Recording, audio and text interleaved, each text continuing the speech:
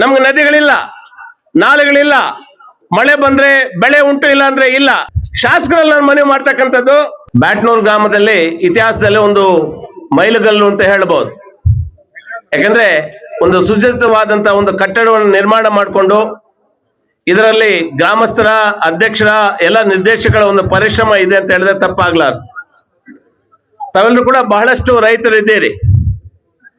ಬಹುಶಃ ಈ ಹಾಲನ್ನು ಹಾಕ್ತಕ್ಕಂಥ ನಮ್ಮ ರೈತರು ಇವತ್ತು ಪರಿಸ್ಥಿತಿಗಳು ಏನಾಗಿದೆ ಅಂತ ಒಂದು ಚೂರು ಯೋಚನೆ ಮಾಡಬೇಕು.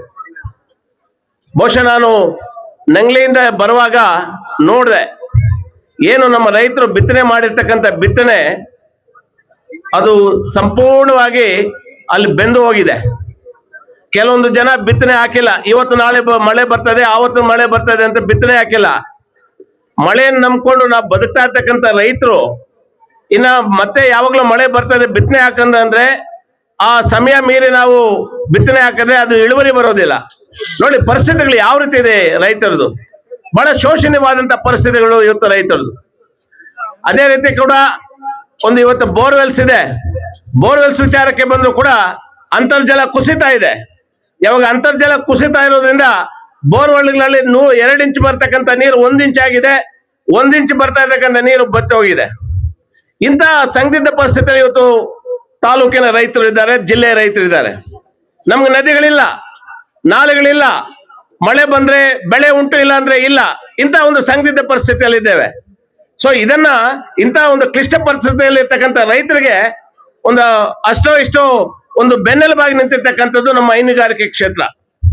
ಇವತ್ತು ಮೊನ್ನೆ ನಮ್ಮ ನಾಗರಾಜಣ್ಣ ಮತ್ತು ಶಾಮೇಗೌಡರ ಒಂದು ಅಧ್ಯಕ್ಷತೆಯಲ್ಲಿ ನಾವು ಒಂದು ನಿಯೋಗನೆ DC ಅವ್ರ ಹತ್ರ ಹೋಗಿದ್ವಿ. ಇಡೀ ಜಿಲ್ಲೆಯಲ್ಲಿರ್ತಕ್ಕಂಥ ಎಲ್ಲ ರೈತರು ಬಂದು ಅಲ್ಲೊಂದು ನಿವೇದನೆಯನ್ನು ಕೊಟ್ಟಿದ್ದೇವೆ.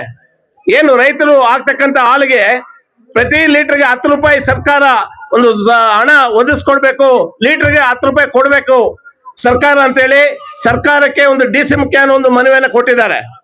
ಸೊ ಯಾಕೆ ಅಂತ ಹೇಳಿದ್ರೆ ಇವತ್ತು KMF ಒಂದು ಅಂದ್ರೆ ಅಲ್ಲಿ ಇರ್ತಕ್ಕಂಥ ನಿರ್ದೇಶಕರು ಒಂದು ದಿಟ್ಟವಾದಂತ ನಿರ್ಧಾರ ತಗೊಂಡು ಅದು DC ಅವ್ರಿಗೆ ಮನವಿಯನ್ನು ಕೊಟ್ಟಿದ್ದಾರೆ. ಈ ಸಂದರ್ಭದಲ್ಲಿ ನಮ್ಮ ಸನ್ಮಾನ್ಯ ಶಾಸಕರು ನಮ್ಮ ಜೊತೆಗಿದ್ದಾರೆ. ಶಾಸಕರಲ್ಲಿ ನಾನು ಮನವಿ ಮಾಡ್ತಕ್ಕಂಥದ್ದು, ಏನು ವಿಧಾನಸಭಾ ಕಲಾಪಗಳು, ವಿಧಾನ ಪರಿಷತ್ ಕಲಾಪಗಳು ನಡೀತಾ ಇದೆ, ಏನು ರೈತರು ಜಿಲ್ಲೆಯ ಒಂದು ರೈತರು ಕೂಗು ಏನಿದೆ ಅದರ ಒಂದು ಪ್ರತಿಧ್ವನಿ ಅಲ್ಲಿ ಆಗ್ಬೇಕು. ಪ್ರತಿಧ್ವನಿ ಆಗಿ ಆ ಸನ್ಮಾನ್ಯ ಮುಖ್ಯಮಂತ್ರಿಗಳ ಒಂದು ಗಮನ ಸೆಳೆದು ರೈತರು ಏನು ಸಂಕಷ್ಟ ಪರಿಸ್ಥಿತಿಯಲ್ಲಿ ಇದ್ದಾರೆ, ಬಹುಶಃ ಟೊಮೊಟೊ ಬೆಲೆ ಇಲ್ಲ, ಇನ್ನೊಂದು ಬೆಲೆ ಇಲ್ಲ, ತರಕಾರಿಗಳ ಬೆಲೆ ಇಲ್ಲ, ಬಹಳ ಸಂದಿಗ್ಧ ಪರಿಸ್ಥಿತಿಯಲ್ಲಿ ಇದ್ದೇವೆ.